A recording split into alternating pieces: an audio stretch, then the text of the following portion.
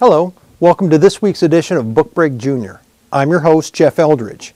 Each week, we'll continue our journey as we go cover to cover through some of the timeless classics that await you at the DeKalb Public Library. Join me each week as I read more of the story and share information on fun and interesting things happening here at your library. Today, we continue our journey, a journey that started long ago. The Secret Garden was written in 1912 by Frances Hodgson Burnett. So come on. Join me as we travel further into The Secret Garden.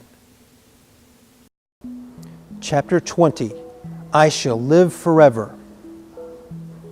But they were obliged to wait more than a week because at first there came some very windy days, and then Colin was threatened with a cold, which two things happening one after the other would no doubt have thrown him into a rage, but that there was so much careful and mysterious planning to do, and almost every day Dickon came in, if only for a few minutes, to talk about what was happening on the moor and in the lanes and hedges and in otters and badgers and water rats' houses, not to mention birds' nests and field mice in their burrows, were enough to make you almost tremble with excitement when you heard all the intimate details from the animal charmer and realized with what thrilling eagerness and anxiety the whole busy underworld was working.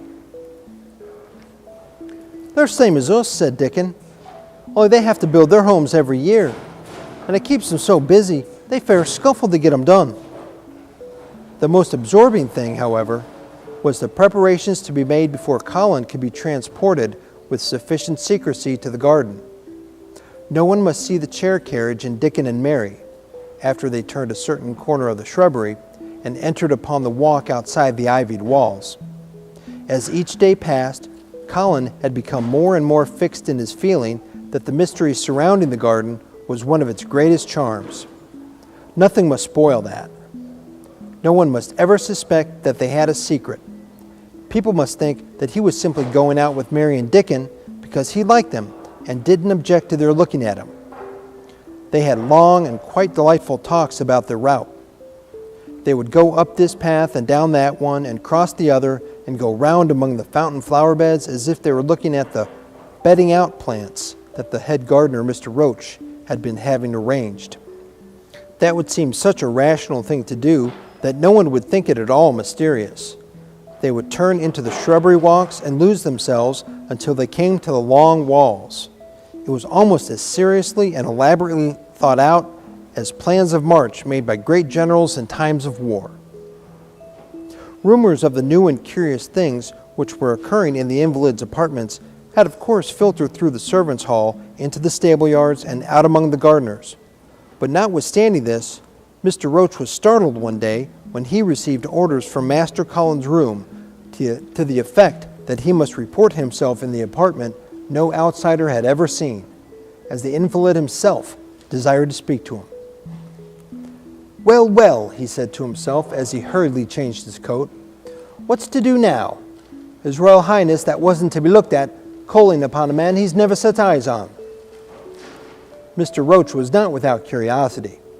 He had never caught even a glimpse of the boy and had heard a dozen exaggerated stories about his uncanny looks and ways and his insane tempers. The thing he had heard oftenest was that he might die at any moment, and there had been numerous fanciful descriptions of a humped back and helpless limbs given by people who had never seen him. "Things are changing in this house, Mr. Roach," said Mrs. Medlock, as she led him up the back staircase to the corridor onto which opened the hitherto mysterious chamber. "Let's hope they're changing for the better, Mrs. Medlock," he answered. They couldn't well change for the worse, she continued. And queer as it all is, there's them as finds their duties made a lot easier to stand up under. Don't you be surprised, Mr. Roach, if you find yourself in the middle of a menagerie and Martha Sowerby's Dickon more at home than you or I could ever be. There really was a sort of magic about Dickon, as Mary had always privately believed. When Mr. Roach heard his name, he smiled quite leniently. He'd be at home in Buckingham Palace or at the bottom of a coal mine, he said. And yet it's not impudence, he's just a fine, fine lad. It was perhaps well that he had been prepared, or he might have been startled. When the bedroom door was opened, a large crow, which seemed quite at home perched on the high back of a carven chair, announced the entrance of a visitor by saying, "Caw, caw," quite loudly. In spite of Mrs. Medlock's warning, Mr. Roach only just escaped being sufficiently undignified to jump backward. The young Rajah was neither in bed nor on a sofa. He was sitting in an armchair, and a young lamb was standing by him, shaking its tail in feeding lamb fashion as Dickon knelt, giving it milk from its bottle. A squirrel was perched on Dickon's bent back, attentively nibbling a nut. The little girl from India was sitting on a big footstool looking on. "Here's Mr. Roach, Master Colin," said Mrs. Medlock. The young Rajah turned and looked his servitor over. At least that's what the head gardener had felt had happened. "Oh, you are Roach, are you?" he said. "I sent for you to give you some very important orders."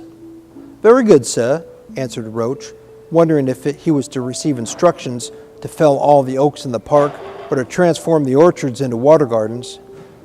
"I'm going out to my chair this afternoon," said Colin. "If the fresh air agrees with me, I may go out every day. When I go, none of the gardeners will be anywhere near the long walk. No one is to be there. I shall go out about 2 o'clock, and everyone must keep away until I send word that they may go back to their work." "Very good, sir," replied Mr. Roach, much relieved to hear that the oaks might remain and the orchards were safe. "Mary," said Colin, turning to her, "what's that thing you say in India when you have finished talking and want people to go?" "You say, 'You have my permission to go,'" answered Mary. The young Rajah waved his hand. "You have my permission to go, Roach. But remember, this is very important." "Caw, caw," remarked the crow hoarsely, but not impolitely. "Very good, sir. Thank you, sir," said Mr. Roach, and Mrs. Medlock took him out of the room. Outside in the corridor, being a rather good-natured man, he smiled until he almost laughed. "My word," he said, "he's got a fine lordly way with him, hasn't he? You'd think he was a whole royal family rolled into one, prince consorts and all." "Ech," protested Mrs. Medlock, "we've had to let him trample all over every one of us ever since he had feet, and he thinks that's what folks was born for." "Perhaps he'll grow out of it, if he lives," suggested Mr. Roach. "Well, there's one thing pretty sure," said Mrs. Medlock. "If he does live, and that Indian child stays here, I'll warrant she teaches him that the whole orange does not belong to him, as Susan Sowerby says, and he'll be likely to find out the size of his own quarter." Inside the room, Colin was leaning back on the cushions. "It's all safe now," he said, "and this afternoon I shall see it. This afternoon I shall see it." Dickon went back to the garden with his creatures, and Mary stayed with Colin. She didn't think he looked tired, but he was very quiet before their lunch came, and he was quiet while they were eating it. She wondered why and asked him about it. "What big eyes you've got, Colin. When you're thinking, they get big as saucers. What are you thinking about now?" "I can't help thinking about what it will look like," he answered. "The garden?" asked Mary. "The springtime. I was thinking that I've never really seen it before. I scarcely ever went out, and when I did go, I never looked at it. I didn't even think about it." "I never saw it in India because there wasn't any," said Mary. Shut in and morbid as his life had been, Colin had more imagination than she had, and at least he had spent a good deal of his time looking at wonderful books and pictures. "That morning when you ran in and said, 'It's come, you made me feel quite queer. It sounded as if things were coming with a great procession and big bursts and wafts of music. have a picture like that in one of my books. Crowds of lovely people and children with garlands and branches with blossoms on them, everyone laughing and dancing and crowding and playing the pipes. That's why I said, perhaps we shall hear golden trumpets, and told you to throw open the window." "How funny," said Mary. "That's really just what it feels like. And if all the flowers and leaves and green things and birds and wild creatures danced past at once, what a crowd it would be. I'm sure they'd dance and sing and flute, and that would be the wafts of music." They both laughed, but it was not because the idea was laughable, but because they both so liked it. A little later, the nurse made Colin ready. She noticed that instead of lying like a log while his clothes were put on, he sat up and made some efforts to help himself. And he talked and laughed with Mary all the time. "This is one of his good days, sir," she said to Dr. Craven, who dropped in to inspect him. "He's in such good spirits that it makes him stronger." "I'll call in again later this afternoon, after he's come in," said Dr. Craven. "I must see how the going out agrees with him." "I wish," he said in a low voice, "that he would let you go with him."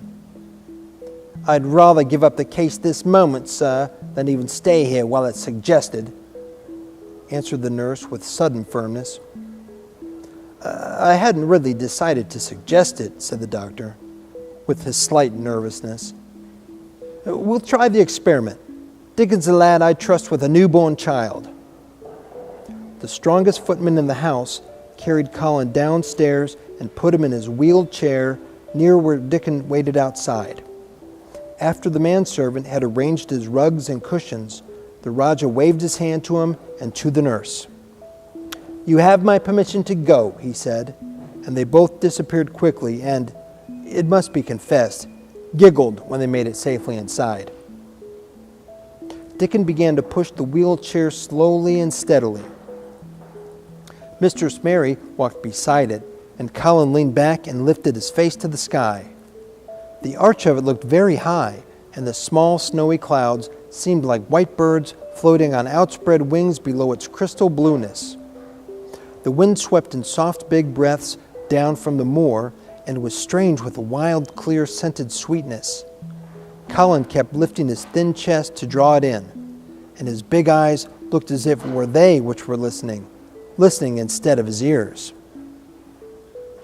"There are so many sounds of singing and humming and calling out," he said. "What is that scent the puffs of wind bring?" "It's gorse on the moor that's opening out," answered Dickon. The bees are at it wonderful today." Not a human creature was to be caught sight of in the paths they took.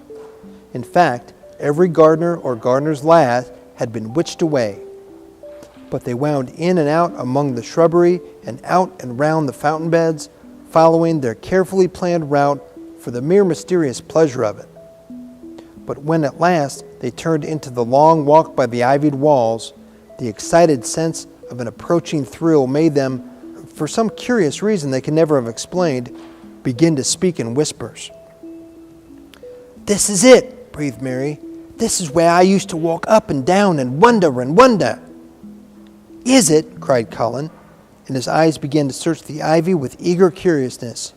"But I can see nothing," he whispered. "There's no door." "That's what I thought," said Mary. Then there was a lovely breathless silence, and the chair wheeled on. "That's the garden where Ben Weatherstaff works," said Mary. "Is it?" said Colin. A few yards more, and Mary whispered again. "This is where the robin flew over the wall," she said. "Is it?" said Colin. "Oh, I wish he'd come again." "And that," said Mary with solemn delight, pointing under a big lilac bush, "is where he perched on the little heap of earth and showed me the key." Then Colin sat up. Where? There?" he cried, and his eyes were as big as the wolf's in Red Riding Hood, when Red Riding Hood felt called upon to remark upon them. Dickon stood still, and the wheeled chair stopped.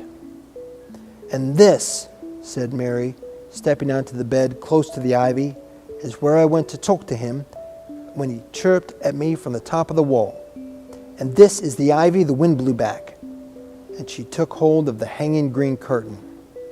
"Oh, Is it? Is it? Gasped Colin. And here is the handle, and here is the door. Dickon, push him in. Push him in quickly.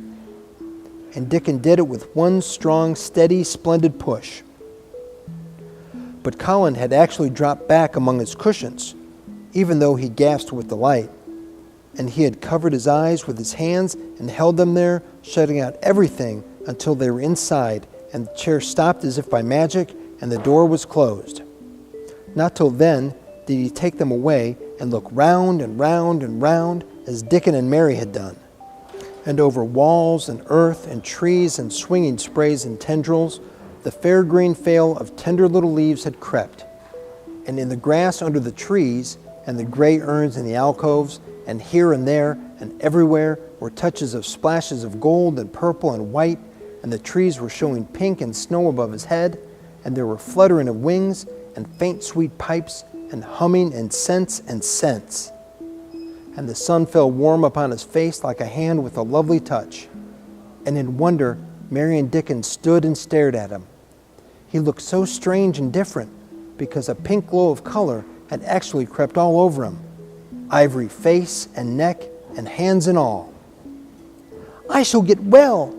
I shall get well, he cried out. Mary, Dickon, I shall get well, and I shall live forever and ever and ever. Well, that's all the time we have for today.